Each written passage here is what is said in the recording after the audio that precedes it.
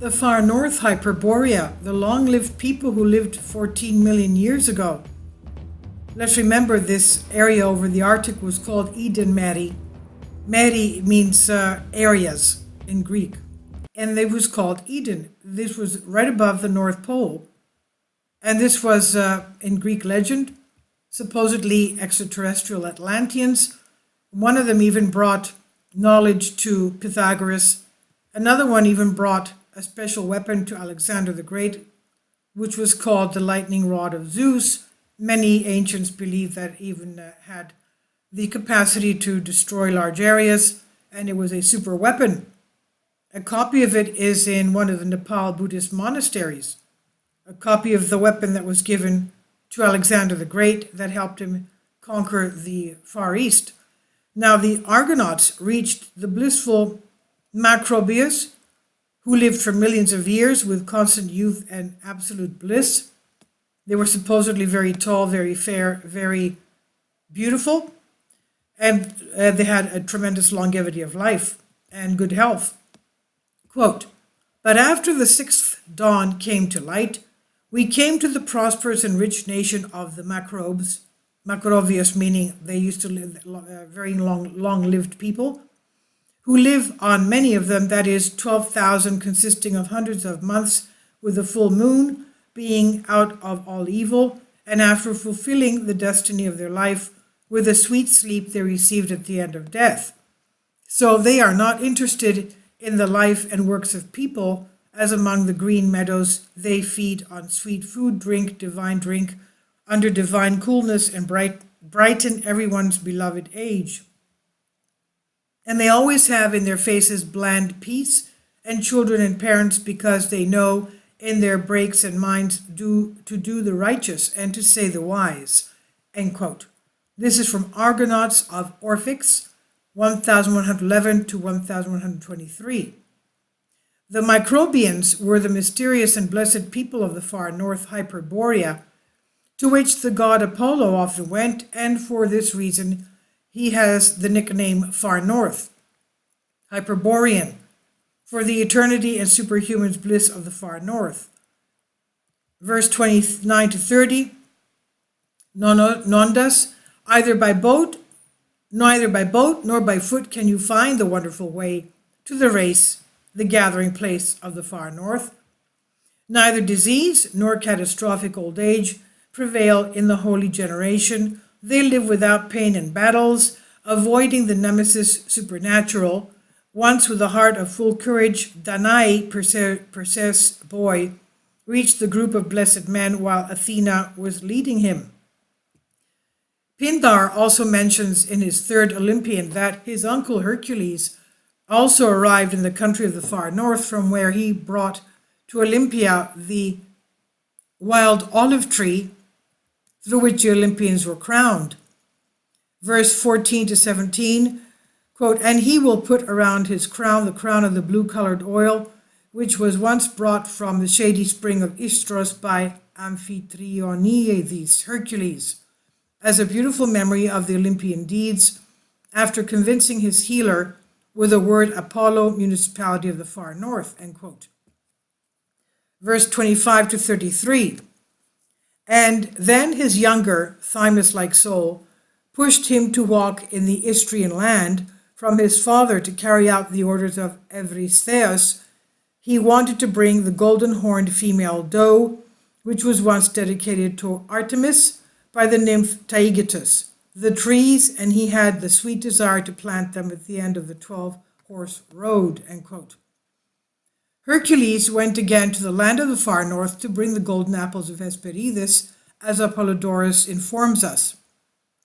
Quote, "And after he had accomplished the feats in 8 years and a month, because Eurystheus had not received the feats of the pastures of Aegeus and Laerna, Hydra, he appointed him as the 11th feat to bring the golden apples from Hesperides. These were not in Libya, as some have said, but on the Atlantic to the far north, Hyperborea, meaning the Arctic Circle," end quote. The historian Diodorus of Sicily also provides very important information for the far north, relying mainly on the philosopher Hecatius Abderitis, who lived in the time of successors of Alexander the Great, that's about 330 BC, and wrote a book about the far north. Quote, "And since we consider the Arctic texts worthy of writing, we do not think that it is irrelevant to refer to the mythologies about the far north. So from these we who have written the ancient mythologies, Hekateos, Abderitis, and some others, they say that on the opposite side of the Celtic Sea or Celtic Sea, there is an island no smaller than Sicily. It is not fertile and produces everything, and also because it has an extremely temperate climate and produces fruits twice a year. They mythologize that Leto was born in it, and for this reason they honor Apollo more than the other gods. They are like priests of Apollo, since every day they constantly praise this god with ode and honor him exceptionally. There is a majestic mosque of Apollo, temple of Apollo on the island, and a remarkable spherical temple decorated with many votive offerings. There is also a holy city of the god Apollo, most of whose inhabitants are guitarists, and guitarists constantly singing hymns to the god, praising his deeds. Delius having received this favor from ancient times. And they mythologize that some Greeks visited the far north and left luxurious votive offerings inscribed in Greek letters and kinship. And they say that the moon seems from this island to be a little far from the earth and to have some obvious geodetic countryside. It's said that the god also comes to the island every 19 years, during which the restorations returns to the same places of the stars take place. The god guitar and dances constantly at night from the vernal equinox to the east of the Pleiades, delighting with his successes, the axioms. This is from Historic Library B47. Herodotus also gives us important information about the far north. In the fourth book, Melpomene, of his stories, although he disputes their existence. D32. But also Hesiod has mentioned about the far north, as well as Homer to the Epigonis, if Homer really invented this epic. D33. For the first time, the far north sent 2 daughters to bring the sacred offerings, which, as the Delians report, were called Wonderful and Laodician. There, those who now call Perferes and have great honors in Delos. D35. They themselves, the Delians, say that both Argus and Epis, who were extra northern virgins, having passed through the same people, arrived in Delos even before the Magnificent and Laodicea. They say that they arrived to bear the tax they levied on Aletheia for the hasty birth, and Argus and Epis came with the goddesses, and they have paid their other tributes to Argus and Epin. D36. And let them say this about the far north, because I do not mention what is said about Avarius, who is said to have been a far northerner, and had an arrow carrying him all over the earth, meaning, of course, a spaceship, without him eating anything. And there are not some people from the far north, there are other people from the far north. End quote. Very important information for the far north is provided in the traveler Pausanias, who's gathered a lot of ancient knowledge. Quote, they say that Cotinus was transferred to the Greeks under Heraclian from the land of the far north, who are people who live in favor of the north wind. He arrived in Delos because of this from the far north. Then Melanopus and Chemaeus, in his ode to Ipin and Ekaergi, mentioned that they also arrived in Delos from the far north.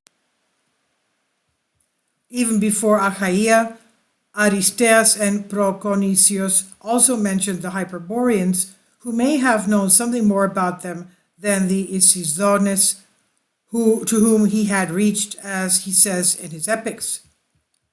Quote, the Viotian woman who sang a hymn to Delphi said that the Viotia is very close to Delphi.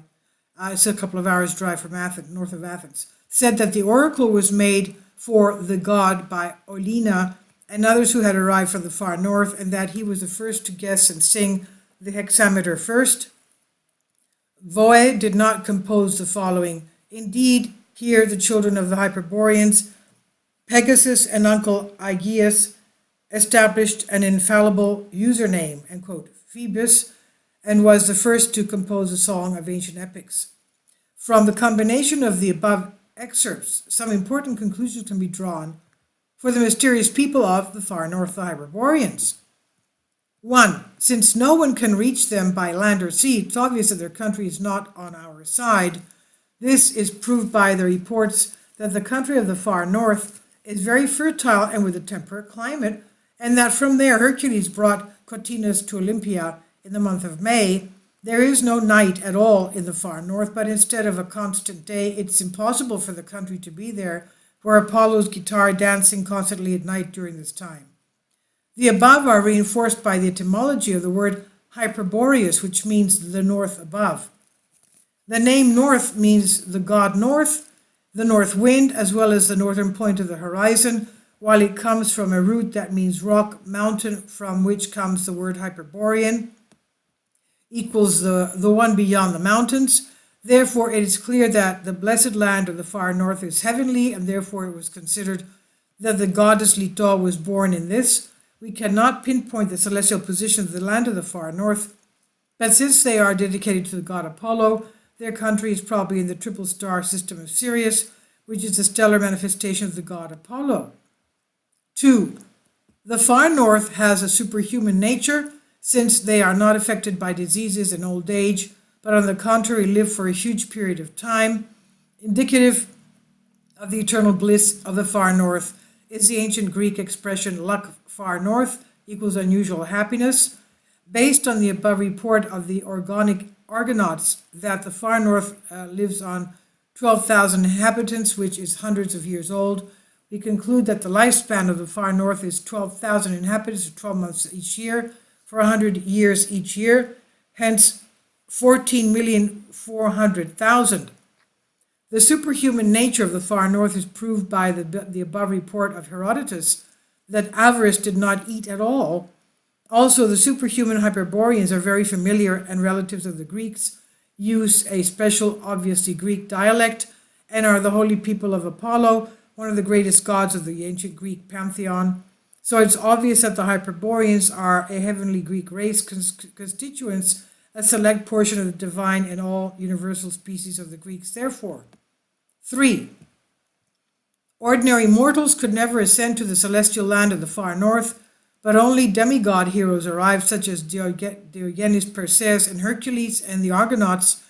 On the contrary, many far north people visited their ephemeral relatives in Greece, descending to Delos and Delphi, and thus it becomes obvious that these two sacred sites of the god Apollo are the chthonic ending of space-time gates to the celestial land of another space-time gate to the country of the far north located near the North Pole, through which the Argonauts reached the far north. Presumably this gate, or portal, is related to a peculiar operation of the chthonic electromagnetic field in the North Pole. 4. The names of several of the far north, the Hyperboreans, who landed in Greece, are by no means accidental, but symbolize their celestial nature and their direct relationship with the god Apollo. The name Avarice means the one who has no weight, and states that Avarice was not bound by the gravitational forces, both because of his flying ship, its craft, and because of his celestial superhuman nature. B. The name Olin corresponds lexically to the number 888, which is one of the sacred numbers of god Apollo, since it symbolizes both the musical octaves of the music god Apollo and the stellar octave formed by the orbits of Sirius A and Sirius B in the triple stellar system of Sirius. C. The name Aegeus comes from the word Aegea, equals street, and means the one of the streets, while it was also the name of Apollo as the guardian of the streets. This name indicates the space-time streets, paths which connect the country of the far north with our planet. D. The name Pegasus is related to the city of Pegasus, which was the center of the worship of Apollo in Thessaly. E. The name Argi means brilliant, as it comes from the word slow equals white, brilliant, and sparkling. Immediately after the far north, the Argonauts reached the gloomy Cimmerians, apparently near the North Pole. In addition to the positive gateway to the celestial world of the far north, there's another negative energy or geophysical gateway which leads to the dark subterranean world, and near it lived the subterranean Cimmerians. Indeed, many elements of the theory of the hollow earth confirm that there is a huge channel of communication of the subterranean world near the North Pole, from where subterranean beings, including people of the Cimmerians. Indicatively, the following elements are mentioned below. On November 23, 1968, the ESSA-7 satellite received a photograph of the North Pole area without clouds, which depicts a huge hole. Although there is a strong disagreement over the interpretation of this photograph, its existence raises several questions. In 1908, the American author Willis George Emerson published his book, quote, The Smoky God, end quote, in which he recorded the story of a Norwegian fisherman, Olaf Jansen, who stated that through a huge hole in the Arctic Ocean he reached inhabited world. Hitler and many senior Nazi officials firmly believed that the existence of the underworld, inhabited world, whose channels of communication with the underworld is near the North Pole, of the SS had organized an extraordinary expedition to the Arctic Ocean. And this I've translated for you from a Greek article. Please leave your comments, and thank you for your support. Kindly support my Patreon account. The daily posts are 5 videos daily, and they are totally different from what I have on my YouTube channel. Thank you so much for your support, and that you find all my content so interesting. You'll find the Patreon account details in the description box below.